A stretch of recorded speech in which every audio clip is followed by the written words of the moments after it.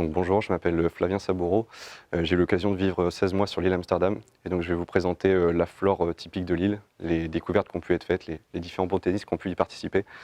Et je remercie l'administration des TAF et en particulier la direction de l'environnement et la réserve naturelle des terres australes françaises pour avoir permis de faire cette présentation.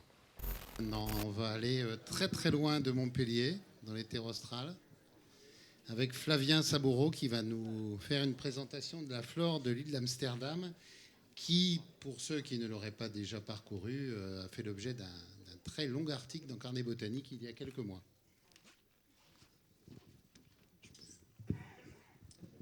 Oui, donc bonjour à tous. Je voulais d'abord vous poser une question. Qui dans la salle connaît cette île et avant qu'il y ait l'article. Ok. Donc l'île Amsterdam, c'est une... Voilà où elle est placée. Elle est sur le 37e parallèle. Elle est située à peu près 3000 km de toute masse continentale, donc c'est-à-dire l'Antarctique, l'Afrique et l'Australie. L'île de la Réunion, ici, étant à 2800 km, étant la terre habitée la plus proche. Donc moi j'ai eu l'occasion de vivre 16 mois sur cette île. Si vous voulez en savoir plus, il faudra pour les questions parce que j'ai risque d'être rapide, il y a beaucoup de choses à dire. Donc l'île Amsterdam, c'est une île volcanique qui est apparue il y a à peu près 690 000 ans. Donc là on peut voir le nord, vu depuis le nord, vu depuis l'ouest et le sud. Ça c'est vu depuis hélicoptère. Voilà. Donc l'île Amsterdam, elle a été découverte il y a 500 ans par les compagnons de Magellan, d'Elcano. Donc on fêtait les 500 ans l'année dernière.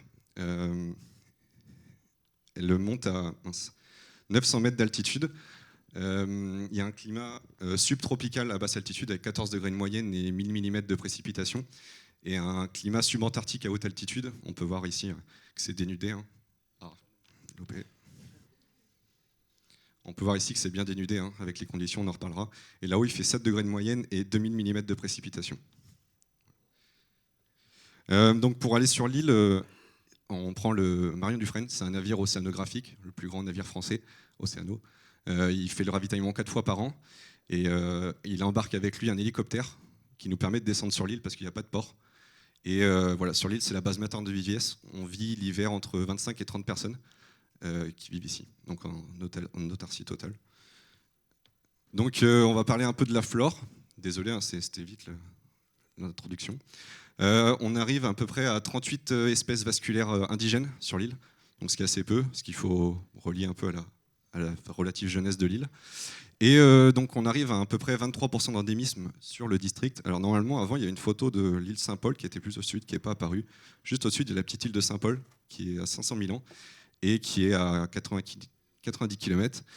Et donc c'est les deux seules îles dans cette partie de l'océan Indien. Et là, on retrouve 23 espèces, 9 espèces endémiques strictes de ce qu'on appelle le district.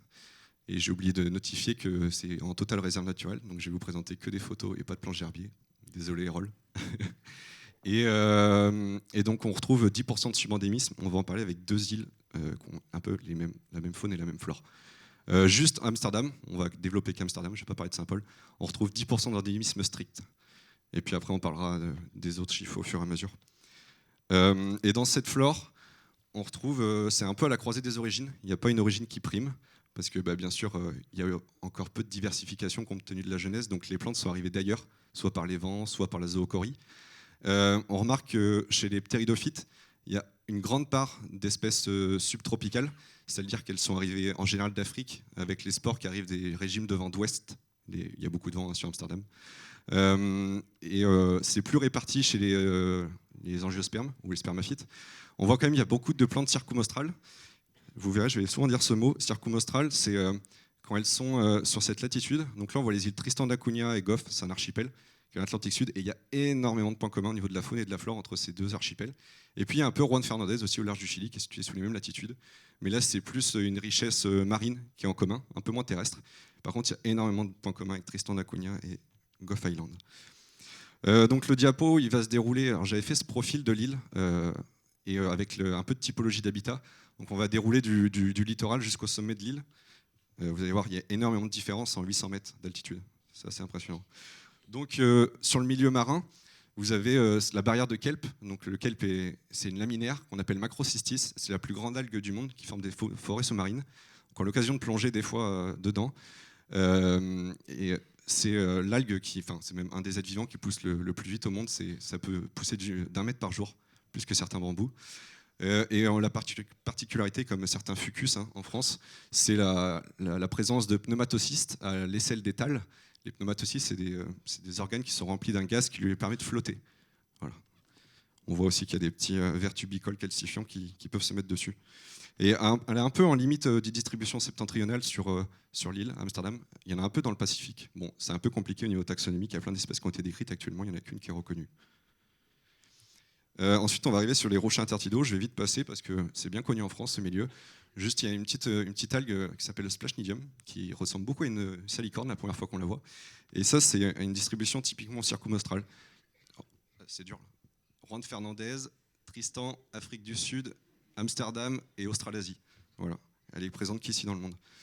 Et puis dans ce milieu, il y a le seul poisson endémique de la zone nérétique, donc de la zone côtière, c'est le petit bovictus. Et puis on arrive sur le terrestre, les plages de rochers à Xanthoria. Donc ça, on combine bien le Xanthoria en France.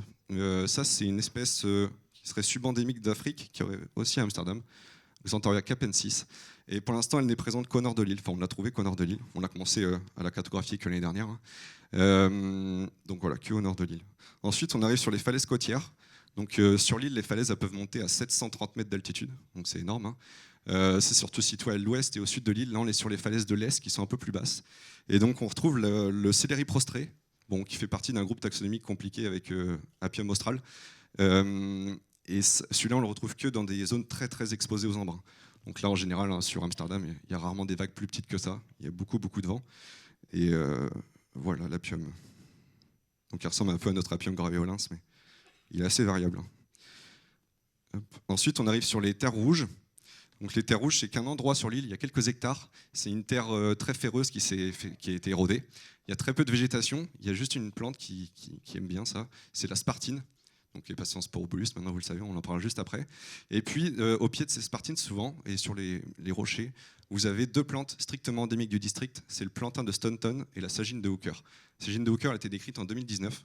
C'est anciennement un colobranthus, mais c'en est pas un. Et puis le plantain, qui est en général une plante plutôt alticole, mais on la retrouve à basse altitude sur ces milieux. On y reviendra. Et donc la sagine, c'est vraiment minuscule. La fleur fait 2 mm à tout casser. Et ça, c'est la répartition du plantain. Ouais, on le trouve beaucoup en altitude et un peu en bas sur ces terres très érodées. Et ça, c'est la sagine. Voilà. Ensuite, on arrive sur les comités mixtes.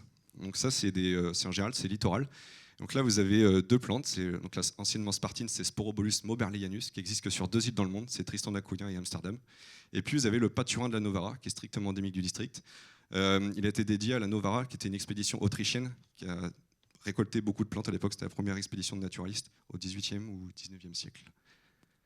Voilà. Et on reparlera du poa à la toute fin. Ça, c'est les inflorescences de spartine. Donc c'est une spartine qui, contrairement à une spartine, n'est vraiment pas un féodé au milieu humide, bien qu'elle soit littorale. Et elle peut monter à 1,50 m, 2 m et faire des grandes inflorescences pisciformes comme ça. Elle est très répartie sur l'île, comme le poa. Bon, c'est une autre tête que nos pois français, c'est un peu différent. Ensuite, dans ces milieux, on a des dalles basaltiques. Donc, bien sûr, une île volcanique, il y a encore beaucoup de basalte. Et là-dessus, vous avez une petite graminée. C'est le pentamère de Saint-Paul et Amsterdam. C'est une Dantonidae, ça se rapproche de nos Dantonia decumbens européens. Et elle apprécie particulièrement ces milieux. On la retrouve beaucoup sur l'île, on va revenir. Et puis parfois on a ce fameux lycopode que vous avez sûrement rencontré si vous avez voyagé un peu. Il est présent sur toutes les latitudes subtropicales. Il est appelé robe de mariée, je crois, à La Réunion. Et donc lui, on le retrouve que dans l'est de l'île. Et pour en revenir au pentamère, le pentamère, il fait des coussins très lâches à basse altitude. Et puis beaucoup de plantes, même chez nous, en altitude, il devient très dense. Et lui, c'est la plante, elle est endémique, elle est endémique, et c'est la plus répartie sur l'île. Ça fait penser aussi en Corse, où il y a certaines endémiques qui sont énormément réparties d'un point de vue altitudinal. Voilà. Ensuite, vous avez les syrpées. Donc là, les syrpées, c'est ce qui recouvre le plus de surface sur l'île. C'est représenté par Ficinia nodosa. Voilà, c'est sa répartition. Il manque une photo, bon, tant pis. Ficinia nodosa, c'est ce qui recouvre le plus de surface sur l'île. Ça ressemble un peu à un Juncus conglomeratus, mais avec des inflorescences de Cirpus syrpoides, ou le scoinus. Et puis, des fois, à leur pied, on retrouve un blechnum qui confère un punctulatum pour le moment. On est en train de travailler sur le sujet. Et qui fait des frondes fertiles et des frondes stériles, comme beaucoup de blechnum. Voilà. Ensuite, on retrouve aussi des coulées de lave effondrées à Rumora. Donc la rumora, c'est une petite, une grande dryoptéridacée avec des pinnules, des pennes très lustrées, très grasses, et qui ça fait un peu plante en plastique la première fois qu'on la voit. C'est typiquement ces sporanges énormes avec des gros induits sont typiques. Et donc elle est assez bien répartie dans le monde. Elle serait originaire d'Afrique selon les études génétiques. Et elle, on a appris à la reconnaître parce qu'en général, quand il y a la rumora, il y a des trous. Et donc, en général, on apprend à ne pas marcher dessus. Enfin, quand on l'a fait une fois, on ne le fait pas deux. Ensuite, vous avez les cavités, beaucoup de cavités. Hein. C'est un peu un gruyère. Chaque année, il y a des gens qui tombent. Et là-dedans, vous avez beaucoup de fougères. Il y en a qui tombent et qui repartent parce que c'était assez grave même. Vous avez le Blechnum austral, qui est très réparti sur l'île, qui y a aussi sur d'autres îles comme la Réunion. Vous avez la Doradie érigée, Asplinum erectum, qui est la plante vasculaire la plus rare sur l'île. D'ailleurs, on a trouvé une très grosse station de pratiquement 200 individus. Elle est vraiment au fond des grottes, là où il y a le moins de lumière. Vous avez le Mégalastrum des TAF, donc qui a été décrit en 2010, qui a été dédié au TAF. Mégalastrum TAF, NZ, qui est endémique du district. C'est des grosses fougères hein, qui peuvent faire 1,50 m, entendu. Faut que je grouille. Ensuite, vous avez un lichen qui a été décrit il y a 2 ans, Gialecta amsterdamensis, par le jardin botanique de Meiss, vous devez connaître. Pour l'instant, il a été trouvé que sous forme stérile, pas d'indusie pour le moment.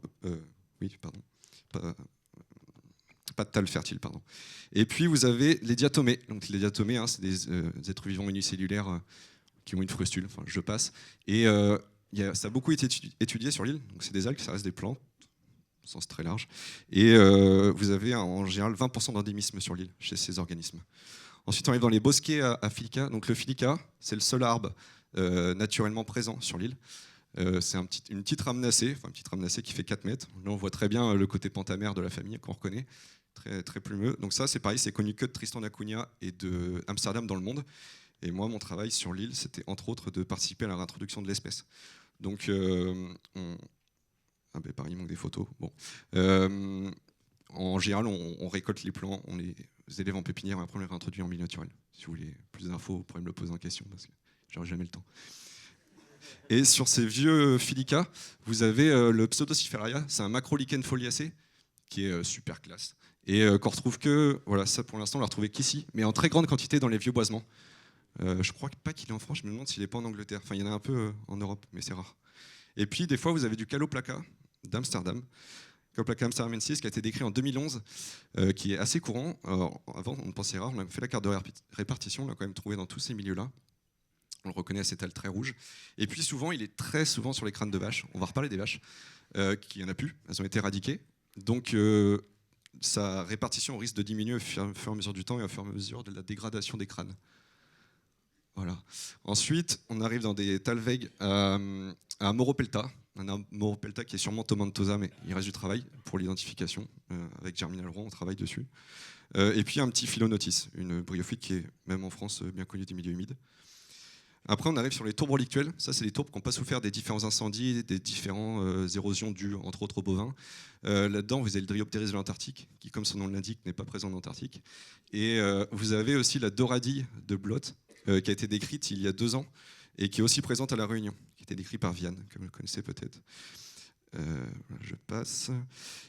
Ensuite, en montant un peu d'altitude, on arrive sur les végétations rases à Austroblechnum et à Hypnum, dont Hypnum, hein, vous connaissez sûrement si vous êtes intéressé un peu au brillant en France. Et puis l'Austroblechnum, ça c'est un peu la fougère emblématique des territoires austraux, très très présente sur Amsterdam à toutes les altitudes, mais énormément à cette hauteur. Voilà, et sur ces végétations rases, vous avez le stérocolon. Peut-être que vous le connaissez si vous avez voyagé un peu sur des îles volcaniques. C'est très courant sur les îles volcaniques, il y en a Piton de la Fournaise, Canaries, Hawaï, un peu partout. Hop. Et puis on arrive sur les communautés fermées à Glekenia. Donc ça c'est assez impressionnant. Donc les Glekenia, c'est une fougère qui a pas mal de caractères ancestraux. Et c'est la deuxième plante en termes de couverture de surface sur l'île après la sierpe. Et on la reconnaît entre autres avec ces sporanges qui sont renfermées un peu dans la pinnule et décalées. Et puis c'est une fougère qui peut monter pratiquement à 2 mètres en grimpant dans les Filica, à basse altitude. Et puis à haute altitude, donc ça c'est en hiver quand elle prend un peu cher avec le froid. Et elle peut faire 20 cm, pas plus en altitude, quoi. Donc ça, c'est une fougère qui, par exemple, est très très rare à La Réunion. Il n'y a que quelques stations d'altitude, mais très très présente sur Amsterdam. Et pour marcher là-dedans, c'est pas facile. Ensuite, on arrive dans les grosses ravines. Ça c'est des ravines, bon, on ne se rend pas compte de l'échelle, mais ça fait plusieurs centaines de mètres de haut. Et dans ces ravines, vous avez un cortège typique. Vous avez par exemple la calitriche de l'Antarctique, qui est assez rare sur l'île. Et puis la renoncule subantarctique, pareil, vous voyez la répartition, qui est un chouille plus courante. Et ces espèces sur Amsterdam, elles possèdent leur plus latitude les plus septentrionales. Donc on ne les trouve pas plus haut dans le monde, donc c'est peut-être pour ça qu'elles sont un peu rares aussi, on les trouve qu'en altitude, là il fait un peu plus froid. Voilà. Et puis cette année, dans ces milieux, on a trouvé Schistostila splashnophylla, c'est une hépatique à feuilles, oui c'est ça. Et elle était connue de toutes les îles de latitude circumaustrale, sauf à Amsterdam, et donc c'était pas étonnant de la découvrir. Ensuite, dans ces milieux, aussi de l'héménophile, donc ça vous connaissez. Et elle est toute poilue, donc capillarée. Elle ressemble beaucoup à Aeruginosaurus et Optusum. Pour l'instant, on ne les a pas trouvés sur l'île. Voilà. Elle a des minuscules indusies par rapport au Thunbridgensee, par exemple, qu'on connaît en Europe. Elle est plutôt africaine, donc elle est arrivée avec les régimes de vent d'ouest. Elle est assez rare sur l'île, on la voit. Je l'ai vue que 2 fois ou 3 fois. Ensuite, on arrive sur les tourbières de pente. Donc là, vous avez 2 espèces emblématiques de l'île qui sont très classes. Ça, c'est la langue de cerf et la Phoglossum. Donc il y en a beaucoup dans le monde, il y a plus de 700 espèces. Celle-ci, elle n'existe qu'à Tristan d'Acunha et à Amsterdam dans le monde. Elle forme des pennes, des frondes fertiles érigées, et puis des frondes stériles basales. Voilà, c'est quand même assez gros, 5 minutes. Ensuite, vous avez l'Acéna insulaire. Les acénas, vous connaissez peut-être, c'est une rosacée qui peut s'apparenter un peu à nos égromoines, mais pas vraiment. Et elle a des fruits accrescents en forme d'arpon, ce qui lui permet de s'accrocher aux oiseaux. Les oiseaux, c'est un peu typique des îles australes, on en reparlera. Hop. Et souvent, ces 2 espèces, ça forme une communauté. Donc là, en phytosociologie, il y a tout à faire. Ce serait hyper intéressant parce qu'on les retrouve très très souvent ensemble. Ça fait des belles communautés. Quand on tombe sur ça, on est content. Ensuite, on arrive encore un peu plus haut. Donc là, il y a des communautés à Poa. Il y a le nom. Il n'y a pas le nom. C'est Allopecurus fugiana. Bon, il y a encore des problèmes de taxonomie. Je vais vite passer. Et puis, il y a aussi des carex, des lèches. Anciennement, une cygna. Une cygna voulait dire crochet en latin. En fait, le bout des utricules est crochetu. Non, ça se dit pas trop, crochu, et qui permet, ça lui permet d'être dispersé par les oiseaux. Et en dessous, vous avez l'hymonophile pelleté. Lui, il ressemble plus Voilà, un exemple d'accroche sur un albatros d'Amsterdam, donc le seul oiseau qui est strictement endémique de l'île et qui fait 3 mètres d'envergure. Et vous avez l'hyménophile, et là on voit très bien les indusies. Il pourrait être comparé un peu à l'hyménophile wilsoni parce que les indusies ne sont pas dentées sur les bords, mais il est quand même bien différent avec une indusie beaucoup plus longue. Voilà. Ensuite, on arrive encore un peu plus haut, sur des milieux très dénudés comme ça. Voilà, il fait pas bon vivre par là. Et puis, vous avez une autre lèche, Ostrov compacta, qui est beaucoup plus petite et qui a les mêmes outils de dispersion. Et puis, vous avez un Phlegmariurus. C'est anciennement Huperzia, on connaît de Huperzia en montagne. Il ressemble un peu, Huperzia sururus, qu'on retrouve qu'au-dessus de 700 mètres d'altitude, donc on ne le voit pas tous les jours sur l'île. Et il a une particularité, comme beaucoup de lycopodes, c'est d'avoir des sporanges en forme de macaron à l'aisselle des sporophiles. C'est assez marrant à voir. Ça va? Ça, je passe. Ensuite, on arrive sur les felfields d'altitude.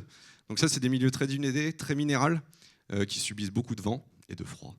Et là-haut, il y a le plantain de Staunton, donc on l'a vu tout à l'heure, qui est en forme d'altitude, qui est un peu différente. Et puis, vous avez le plantago pentasperma. Ça, c'est un petit plantain qui est strictement endémique des hauteurs de l'île. Donc, il reste pas mal de travail taxonomique parce qu'on voit beaucoup d'intermédiaires entre les deux. Et je vous ai mis...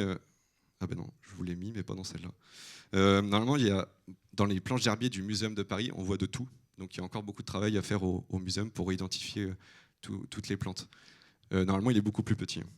Et puis, cette année, là-haut, on a pu trouver 2 mousses, pas 2 mousses, pardon, au moins une mousse nouvelle, Rhacocarpus, qui n'était pas connue encore, qui était connue de la Réunion, ou voilà, des hauteurs de la Réunion.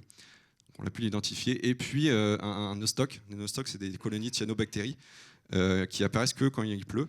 Donc je peux vous dire que quand j'ai pris la photo, il faisait pas beau.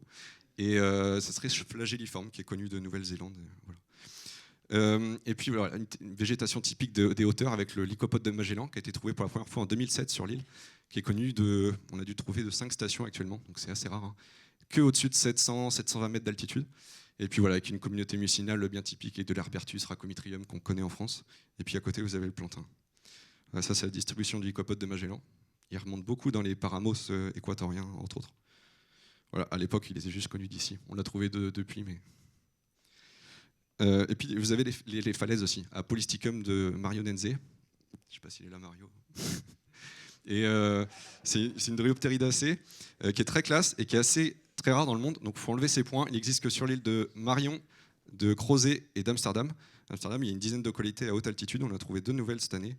Oui, pas vraiment courant. voilà, sur l'île. Et puis vous avez quelques comités municipaux, vous avez des petites hépaticata, la Janzenia et puis les Isigela en rouge. Ensuite, on arrive sur les tourbières saturées, très humides. C'est un des milieux typiques d'Amsterdam où on marche qu'en raquette, on en reparle. Et vous avez, étonnamment, les autres îles subantarctiques n'ont pas de sphaigne en général. Là, vous avez 7 espèces de sphaigne, il y a une grosse radiation avec 3 espèces endémiques strictement. Et là, par exemple, vous avez Sphagnum cavernulosum, qui est strictement endémique et qui n'a pas été classée dans une sous-classe tellement elle est différente, dans un sous-genre, pardon, tellement elle est différente des autres espèces. Donc pour l'instant, elle est un peu à part. Je ne sais plus comment il s'appelle le Norvégien qui a décrit ces espèces, qui est bien connu. Ensuite, voilà, vous avez un exemple de sphaigne. Et puis, sur ces milieux, vous avez un petit papillon qui a perdu ses ailes, à cause, entre autres, du vent, mais d'autres facteurs aussi, qu'on appelle Brachyptera grotis, et qui vit que sur ces milieux. Ensuite, vous avez les tourbières un peu moins saturées, avec un gros cortège mucinal. Vous avez 90% de mousse. Rhacomitrium, que vous connaissez bien, et puis par exemple du Chlasmatocolea, qui fait des petits touradons au pied des pois. Hop. Et vous avez aussi la grosse tise de Delisle. Delisle, c'était un botaniste de l'île de la Réunion. Enfin, il était passé par l'île de la Réunion, qui était un des premiers botanistes à avoir arborisé sur l'île. Et ce petit agrostis lui était dédié. Puis par exemple, vous avez l'isolépice d'Auckland, qui ressemble beaucoup à nos isolépices français, et qui vit en épiphyte sur les communautés mucinales en général. Et puis là, vous avez une plante que vous connaissez. C'est la seule plante vasculaire en commun avec la métropole, c'est Lycopodium clavatum. J'ai presque fini. Et dans ces milieux, vous avez des microcavités d'altitude avec pas mal de polypodiacées, en particulier Grammitis. Là, on voit 2 formes extrêmes en général, c'est pas tout clair. Stélogrammitis. Voilà.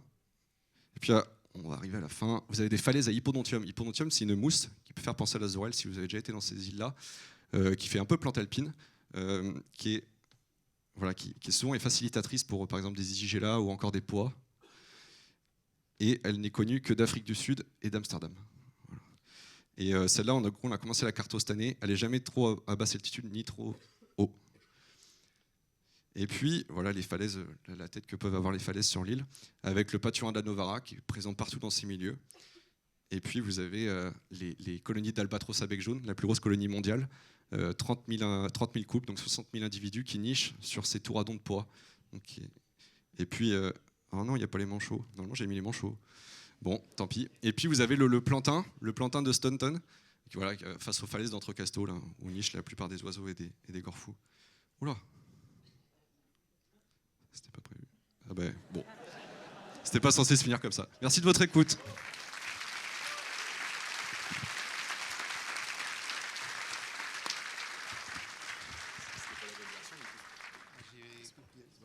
Bon, faut respirer un peu là maintenant.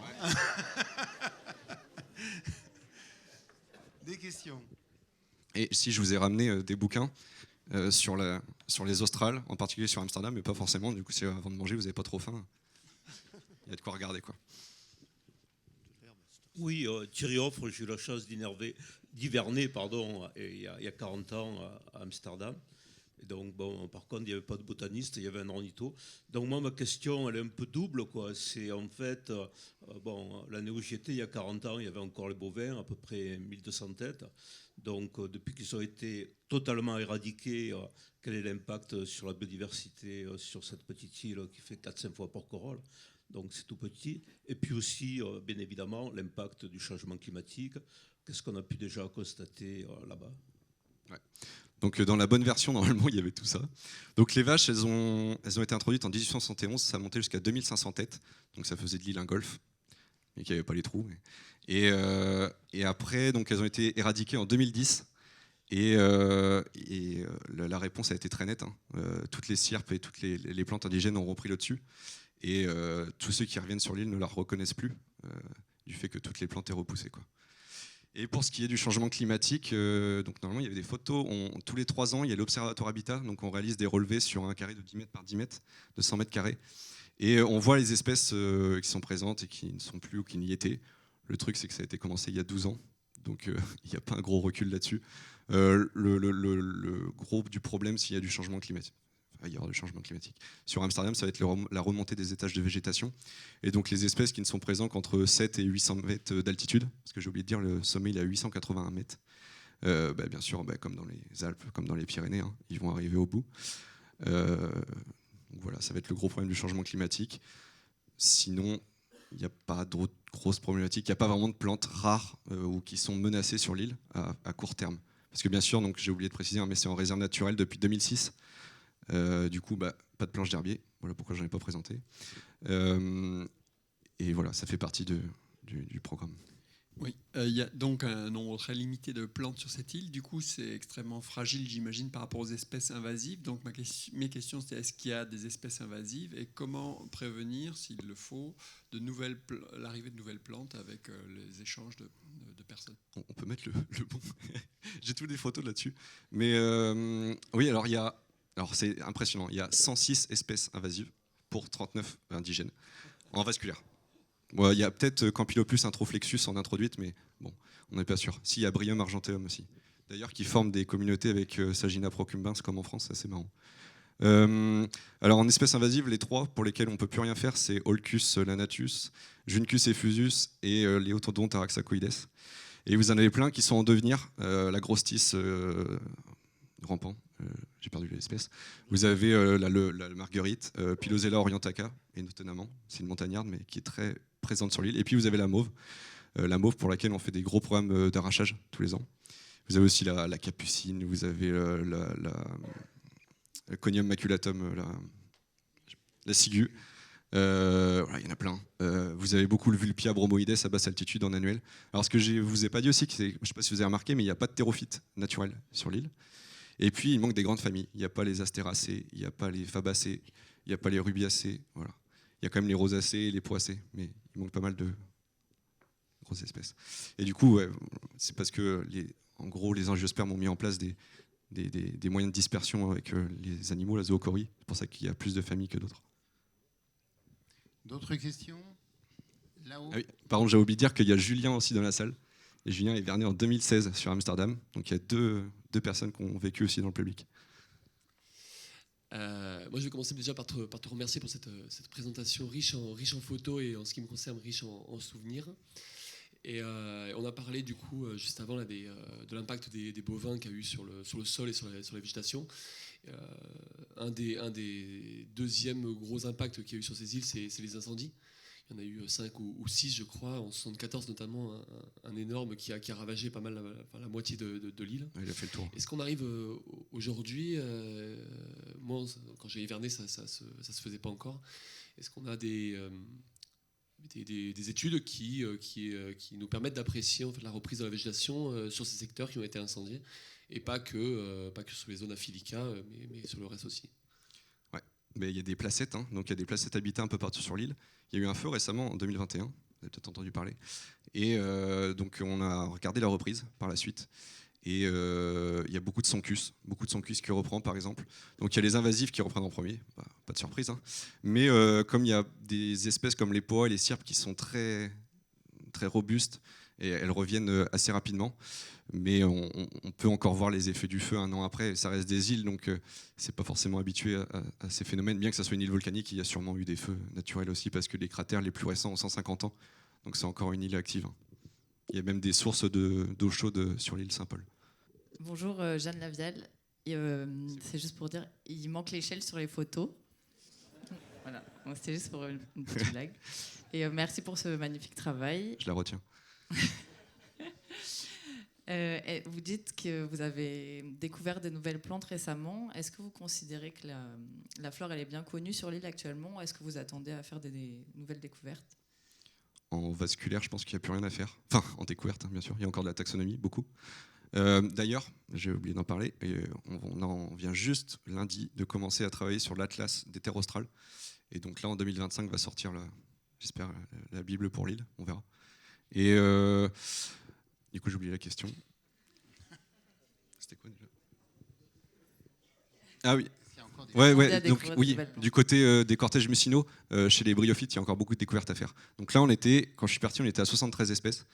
Il y a Gilles, un botaniste, qui m'a remplacé, qui est à fond sur les mousses de sensu stricto de basse altitude. Moi, j'étais plus sur les hépatiques d'altitude. Donc là, il y a encore beaucoup à faire. Il y a sûrement plus de 100 espèces de bryophytes sur l'île.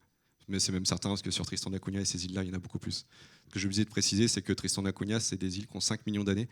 Donc il y a eu plus de divergences. Et donc ce qui est sur Amsterdam et sur Tristan d'Acunha est sûrement arrivé de Tristan d'Acunha. Le Filica est arrivé il y a 500 000 ans via les oiseaux sur l'île, pour exemple. vu Michel. Ah oui, quand même. Parler de Fougères. Il y a Romain aussi. Et puis là-haut. Oui. Oui. Vas-y, Romain. Oui, Erol, et puis après. D'accord. Donc oui, on voit beaucoup de plantes anémochores et anémogames, donc transportées par le vent ou pollinisées par le vent. Du coup, je me demande, est-ce qu'il y a des insectes sur votre île? Il y a le papillon, je vous ai montré le papillon. Non, mais oui, des insectes potentiellement pollinisateurs Ouais. de plantes à fleurs. Il n'y en a pas des masses. Je crois qu'il y a beaucoup de mouches et énormément de mouches, mais ça c'était introduit. Il n'y en a pas beaucoup qui ont la faculté de vol. Je crois qu'il n'y en a même pas. Alors, le Philica, souvent, il est très mellifère et très nectarifère. Du coup, on se demandait pourquoi, puisqu'il n'y a pas d'insectes pollinisateurs. Ce qu'il faut savoir, c'est que le genre Philica, c'est un genre qui est énorme. Il y a 140 espèces en Afrique du Sud où ça s'est radié un peu. Et donc, il a sûrement gardé les caractères de nectarifères sur ces îles-là. Il ne les a pas perdus. Mais pour autant, il n'y a pas, hormis les insectes invasifs, on ne voit pas d'insectes naturels pollinisés sur l'île. Flavien, tu saurais me dire pourquoi sur la partie basse altitudinale de l'île, qui est du coup, comme tu l'as dit, une zone subtropicale, donc qui est plutôt une zone qui est favorable à beaucoup de végétaux, pourquoi il n'y a pas ou peu ou pas du tout de ligneux? Pourquoi aussi peu de ligneux sur cette île? En général, les ligneux ont des graines assez grosses. Et plus c'est gros, plus c'est intransportable via le vent, les angiospermes, ou presque. Enfin, sur des distances de 3000 km, ça paraît peu probable, bien que c'est arrivé. Je pense que c'est surtout la taille des graines. D'ailleurs, c'est la seule île australe, subantarctique, qui a un arbre indigène avec Tristan da Cunha. Il y en a un peu dans les îles néo-zélandaises aussi, mais elles sont plus proches, Campbell, Auckland, toutes ces îles-là, elles sont plus proches de la Nouvelle-Zélande. Sûrement une taille de graine. Alors, du coup, il y a les oiseaux. Donc, le Philica, on ne sait pas s'il est arrivé via le gosier des albatros ou via les plumes. Mais la graine de Philica fait quand même 1,5 cm, quelque chose comme ça. Donc, sur 3000 km, pour pas qu'elle tombe, ça donne la réflexion, quoi. Donc, c'est vrai que c'est une échelle de temps qui nous dépasse. Ça fait 50 ans qu'il y a des missions. En 50 ans, on a ramené, bien que c'est sûrement avant, mais on a ramené 106 espèces. Il y en a eu 39 en 600 000 ans. Allez, dernière question, Michel Boudry, j'imagine, sur les ptéridophytes. J'avais pu avoir des échanges avec Michel quand j'étais sur l'île. Il s'y est bien intéressé. Oui, merci Flavien. Donc Michel Boudry. J'avais quelques questions sur deux fougères que tu as présentées, notamment le Palienia cernua. J'ai vu qu'il a vraiment une tête très bizarre. Là. Est-ce que c'est lié aux conditions écologiques, là, qui soit très très réduit, parce qu'il est vraiment très particulier par rapport à ce qu'on connaît habituellement. Et l'autre question, c'est au niveau du Cénogrammitis. Tu sais que il a été trouvé à La Réunion. Est-ce que tu as étudié les relations avec celui de La Réunion? Et dernière question, qu'est-ce que tu as envisagé les apports par rapport à des espèces du sud-est asiatique? Et je pense notamment à l'Amauropelta qui reste indéterminé pour l'instant. Pour la Mauropelta, d'un point de vue phytogéo, on n'a pas d'autres espèces qui sont de cette origine asiatique parce que les vents sont d'ouest. Voilà, oui, c'est ça. Donc ça paraît compliqué. Pourquoi pas? Je sais qu'il y a un Mauropelta qui est endémique de Tristan, peut-être à creuser.